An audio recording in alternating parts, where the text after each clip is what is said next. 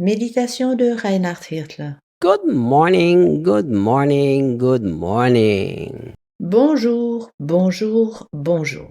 Verse 24 of Ephesians chapter 4. Éphésiens 4, 24. And to be transformed as you embrace the glorious Christ within you as your new life and live in union with Him. Habillez-vous de neuf, mettez les vêtements propres de la vie nouvelle dont Dieu a créé le modèle à son image. Cette vie se manifestera par la vie juste et sainte que produit la vérité. It's interesting that the Bible challenges us in different places that transformation must be an ongoing process. Il est intéressant que la Bible nous défie à différents endroits, que la transformation doit être un processus continuel. And yet, it's also been something that's already completed. Et cependant, c'est quelque chose qui est déjà terminé. Let me give you an example here. Je te donne un exemple. The Bible says very clearly that everyone who is in Christ Jesus is a new creation. That's a done deal. La Bible dit très clairement que chacun qui est en Christ Jésus est une nouvelle créature. C'est une chose accomplie. Yet, I don't think any of us walks in the fullness of a new creation. We walk partially in it. Cependant, je ne pense pas qu'un seul d'entre nous vive dans la plénitude d'une nouvelle créature. Nous ne vivons que partiellement dans cette plénitude.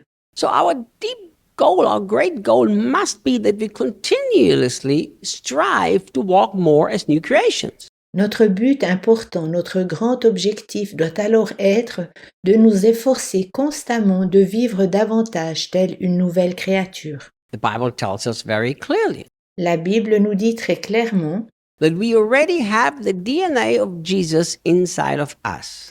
que nous avons déjà l'ADN de Jésus en nous. And yet the Bible tells us in 2 Corinthians chapter 3 Et cependant, la Bible nous dit en 2 Corinthiens 3 that we are being changed from glory to glory. que nous serons transformés de gloire en gloire. See, this is the beautiful biblical truth. We have been transformed and we are being transformed. C'est la belle vérité biblique. Nous avons été transformés et nous continuons à être transformés. And I'm going to re-emphasize what I already said yesterday. Je répète encore une fois ce que j'ai dit hier. It is no good to constantly try to transform yourself without understanding the truth that you already have been transformed.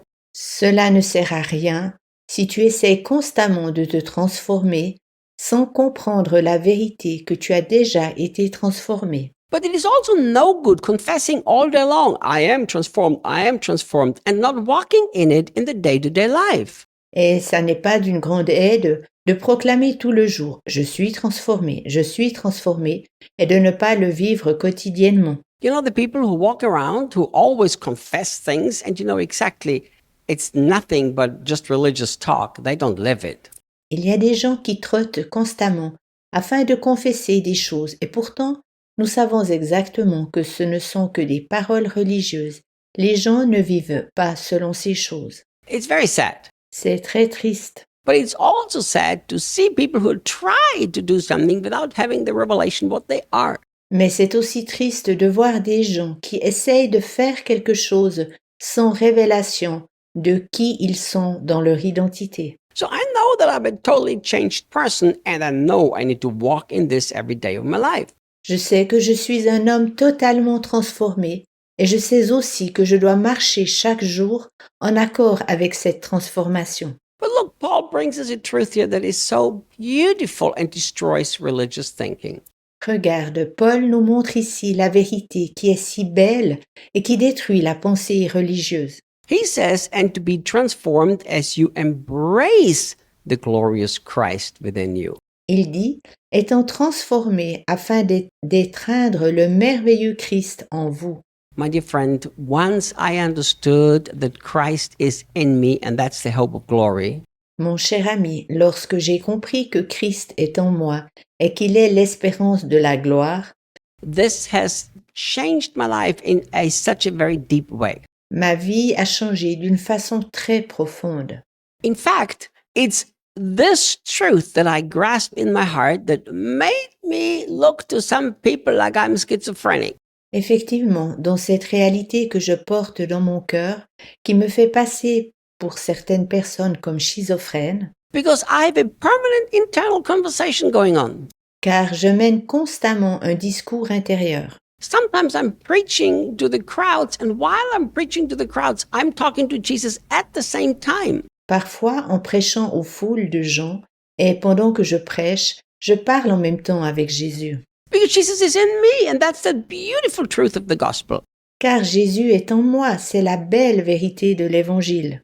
We try to talk to Christ far away in heaven and hope that he will do something for us. Nous essayons de parler avec un Jésus éloigné au ciel, puis nous espérons qu'il fasse quelque chose pour nous. But Paul challenges us that we have to embrace the glorious Christ within. Mais Paul nous défie d'étreindre le Christ glorieux en nous. The Brazilian people, they love to embrace. It's a big part of the culture. Les Brésiliens aiment s'étreindre, c'est une part importante de leur culture. Very, very different to my European culture. Elle se différencie beaucoup de ma culture européenne. In Brazil, I've embraced many people that I've never met before in my life. You see them, you make a business deal, and then you embrace each other. Au Brésil, j'ai étreint beaucoup de personnes que je n'avais encore jamais rencontrées dans ma vie. On se rencontre pour conclure un commerce, puis nous nous étreignons réciproquement. And when you embrace somebody, you are very, very close to that person. Lorsque tu étreins une personne, tu es très proche de cette personne. Look what Paul tells us, that we are transformed by embracing the glorious Christ within. Regarde ce que Paul nous dit, que nous serons transformés en étreignant le Christ glorieux. I would really love to challenge you to make a daily habit of embracing Christ within you. J'aimerais vraiment te défier de prendre l'habitude d'étreindre Christ en toi. Personally, I'm convinced that every Christian should spend time every morning connecting with Christ within. Personnellement, je suis convaincu que chaque chrétien, chaque matin, devrait commencer de se relier avec Christ en son fort intérieur. Paul promises us that this way transformation comes to us. Paul nous promet que nous serons transformés de cette façon. I remember one morning when I spent time with Jesus in my heart. Je me souviens d'un matin où je passais du temps avec Jésus dans la zone de mon cœur. And he said to me something that has been really, really powerful to me.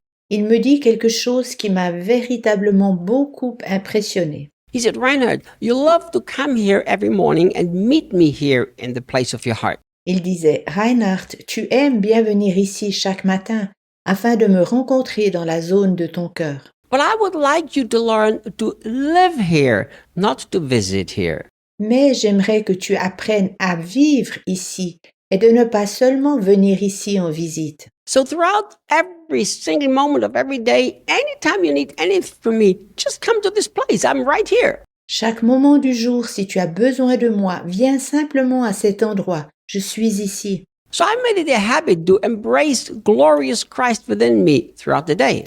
C'est ainsi que j'en ai fait une habitude d'étreindre tout le jour le Christ glorieux en moi. And the beautiful thing is the Bible promises that this is the way to be transformed. Ce qui est beau dans tout cela, c'est que la Bible nous promet que c'est le chemin afin d'être transformé. In this truth, there are so many deep things that we have to continue tomorrow to talk about it. C'est une vérité si profonde que nous devons encore en reparler demain. See you tomorrow. À demain!